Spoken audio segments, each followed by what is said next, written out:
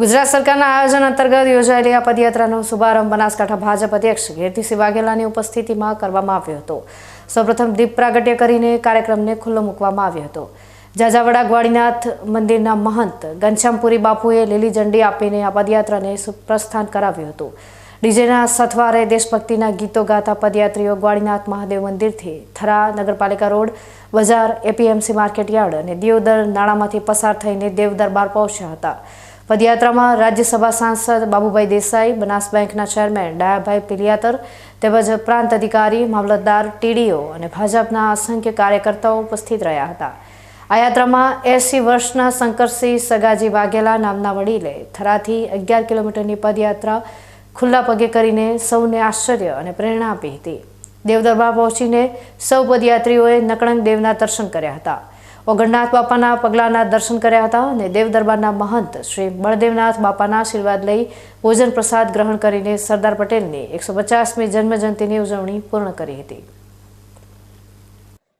સરદાર સાહેબની 150મી જન્મજયંતિ પ્રસંગે વાંકરેજ વિધાનસભા દ્વારા આયોજિત એકતા યાત્રા વાડીનાથ મંદિર થરાથી જેનો શુભારંભ થયો અને દેવ દરબાર આગળજી સમાપન થયું। આ પદયાત્રામાં સમગ્ર કાંકરેજ વિધાનસભા વિસ્તારમાંથી દરેક ધર્મ, જાતિ, જ્ઞાતિના લોકો હજારોની સંખ્યામાં જોડાયા। આ સરદાર સાહેબની જન્મજયંતિ પ્રસંગે જે એકતા યાત્રા રાખવામાં આવી છે, સરદાર સાહેબે જે કામ દેશને જોડવાનું કર્યું, 562 રજવાડા જોડવાનું કામ કર્યું, દેશને અખંડ ભારતના નિર્માણમાં એમનું મહત્વનું કામ હતું ને અખંડ ભારતના શિલ્પી પણ સરદાર સાહેબને કહેવામાં આવે છે।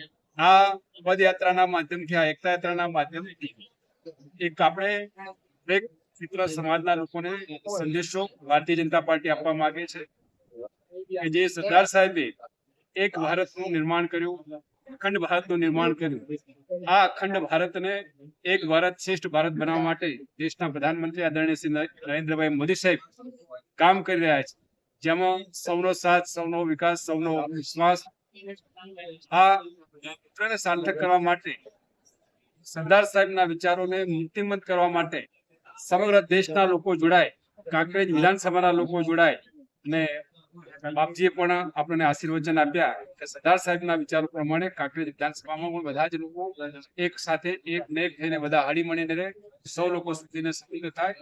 આ પ્રસંગે હું પરમ પૂજનીય શ્રી બળદેવનાથ બાપુનો પણ આભાર વ્યક્ત કરું છું।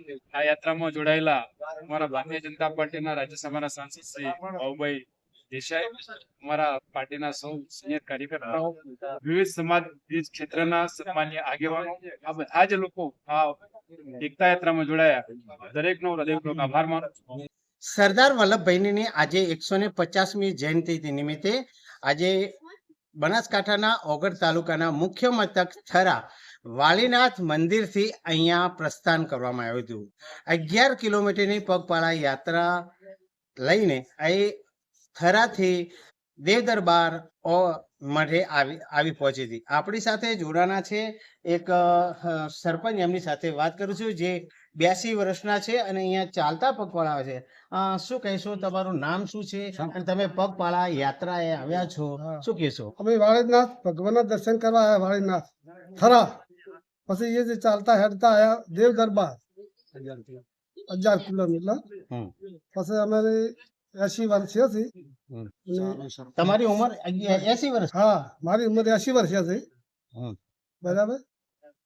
અને ચાલતા તમે આવે છે, તમને થાક ના લાગ્યો? કેવું છે? ચાય વ્યુહમાં ખાતો વાળીનાથ દર્શન કઈ થયે દેવ દરબાર એક ઝાટકે, ચાય વ્યુહમાં ખાતો નથી અને વગર બાપાનું દર્શન કરવા આવ્યા હતા 80 વર્ષ દર્શન કર્યા? હા, દર્શન કર્યા વગરનાથના। તો આ હતા સરપંચ જે ઉમરીના છે અને ચાલુ સરપંચ છે અને એમની ઉંમર અત્યારે 80 વર્ષ થઈ છે, પણ છતાં પણ અહીંયા પગપાળા થરાથી 11 કિલોમીટર અહીંયા દેવ દરબાર આવી પહોંચીને બાપાના દર્શન કર્યા છે। માનસી ચૌહાણ, બીકે ન્યૂઝ, ઓગળ, બનાસકાંઠા।